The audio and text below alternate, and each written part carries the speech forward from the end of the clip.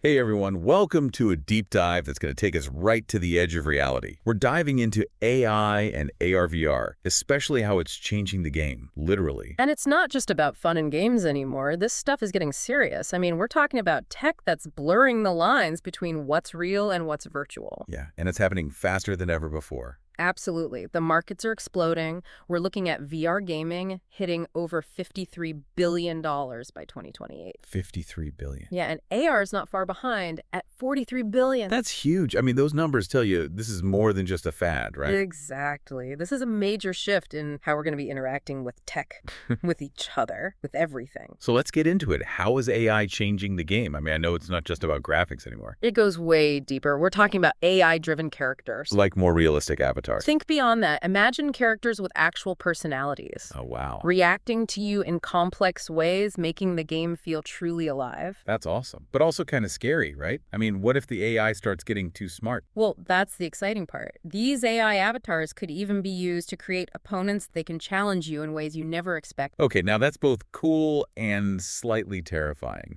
You're going to need a lot of practice to keep up with that. Exactly. It pushes you to become a better player. I've also heard about adaptive learning. Is that what it sounds like? Games that adjust to how good or bad you are. Yeah. Picture this. Algorithms analyzing your gameplay in real time, figuring out your skill level, and tweaking the difficulty to match. Whoa. It's like having a personal trainer built right into the game. Always challenging, but never impossible. So no more rage quitting because the level's too hard. Right. And there's predictive analytics, too. Imagine the AI predicting your next move and creating custom challenges just for you. Whoa. So every time you play, it's a totally unique experience. Exactly. And that brings us to procedural content generation. Think vast worlds, quests, even storylines created in real time by AI. That sounds insane. Like an infinite world to explore, always changing. But how do developers even make sure all this AI stuff works? That's one of the biggest challenges. It's one thing to build AI in a lab, but getting it to work in the chaos of a real-time game is crazy hard. Yeah, I can imagine. And then there's the issue of reliability. Nobody wants a glitchy AI, right? Definitely not. Imagine an enemy character just freezing in the middle of a fight. Exactly. So there's a huge focus on making sure these AI systems are robust and can handle the unexpected. It's not just about making cool AI, it's got to work seamlessly within the game. It sounds like a lot of work. It is, but the progress we're seeing is amazing. What's really fascinating is that this technology isn't just staying in games, we're seeing it pop up everywhere. Yeah, I've been hearing about that. Education, construction, healthcare. Sure. It's like the possibilities are endless. They really are. For instance, in education, there are already AR apps that help kids learn complex stuff like geometry by visualizing it in 3D. So instead of reading about a cube, you can actually hold it in your hand, rotate it, see how it works in real space. Exactly. And think about construction. AR is being used to make work sites safer, giving workers real-time hazard alerts through their headsets. Oh, wow. That's a game changer. Literally.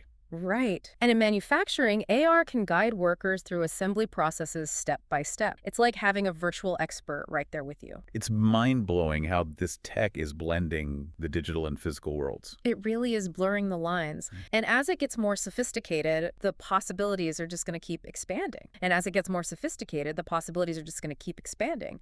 But you know, with all this amazing potential, we got to think about the other side of the coin. Yeah, you're right. It's like we're entering this whole new world and we don't have a map. Are we prepared for what we might find? Well, I think one of the big things we need to consider is how this tech could blur the lines between reality and the virtual world. Like, where does one end and the other begin? Yeah, I've thought about that too. If games and even just everyday experiences become super immersive, how do we keep a healthy balance, between the digital and the real? That's the million-dollar question. We need to be really mindful about how we use this tech. Recognize the benefits, yeah, but the risks too. Totally. It's so easy to get caught up in the excitement of the new and shiny, but we got to remember the potential impact on our mental health, our well-being. Right. And then there's the potential for addiction and escapism. If the virtual world starts feeling more engaging than real life, will people just want to escape into it? Oh, that's a scary thought. Like, what happens if people start neglecting their real-world responsibilities because they're so hooked on the virtual? It's like a whole new kind of social challenge. It is. And we've got to figure out solutions. Like, how do we design this tech in a way that promotes healthy use and encourages balance? So it's not just about the tech itself. It's about how we as a society choose to use it. Exactly. We need to talk about this stuff. Have those tough conversations. Yeah. Figure out strategies to mitigate the risks. Okay, so that's like one layer of this whole ethical onion. What about jobs? I mean, if AI and automation keep taking over more tasks, what happens to work? Are the robots going to take all our jobs? Or is it more complicated than that? It's definitely complicated. There are no easy answers here. Some folks think AI will actually create new jobs, even as it replaces others. But others are worried about major job losses in certain sectors. It's like we're standing at this crossroads, and the choices we make now are going to have huge ripple effects. Absolutely. We got to start thinking about things like retraining programs, social safety nets, new economic models that can adapt to this rapidly changing world. Whoa, it's a lot to process. But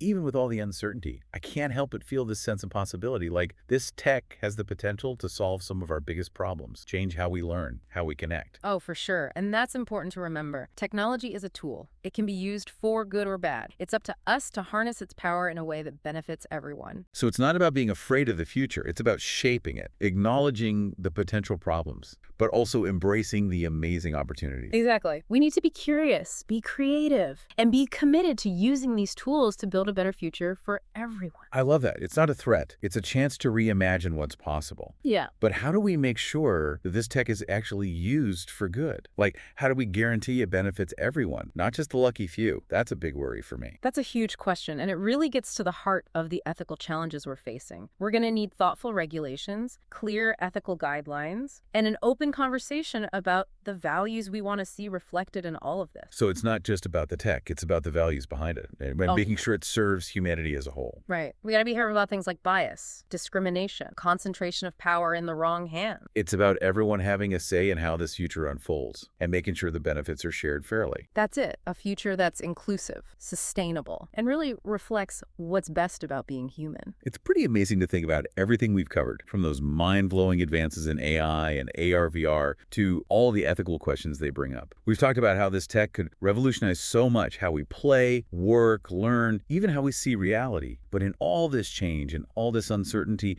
one question keeps coming back to me. What can we as individuals do? How do we navigate this new world and make sure it's a future we want to live in? You hit the nail on the head. That's a question a lot of people are asking. It's easy to feel overwhelmed by how fast everything's moving. Right. It feels like it's changing every day. It really is. But the important thing to remember is we're not just along for the ride. We have choices. We have a role to play in shaping what comes next. Okay, so let's get practical. What can we actually do? How can we make sure that AI and AR/VR are used ethically, responsibly? First things first, we have to go beyond the hype, the headlines. Really dig into how these technologies work, what they can do, what are the risks, what are the benefits. So no more burying our heads in the sand. Exactly. We got to hit the books, listen to podcasts, educate ourselves. Knowledge is power, right? But what then? How do we move from understanding to actually shaping things? Be more than just passive consumers of technology. Be active participants. Talk to people, friends, family about this stuff. Talk to policymakers, industry leaders, and make our voices heard. So we have to have those tough conversations. We do. We got to ask those hard questions. Push back when we see something that doesn't sit right. It's about making choices, right? Being responsible. Exactly. Our choices, big or small, they make a difference. Support companies that prioritize ethical AI. Speak out against biased algorithms. It all matters. It's about being conscious of how we use these technologies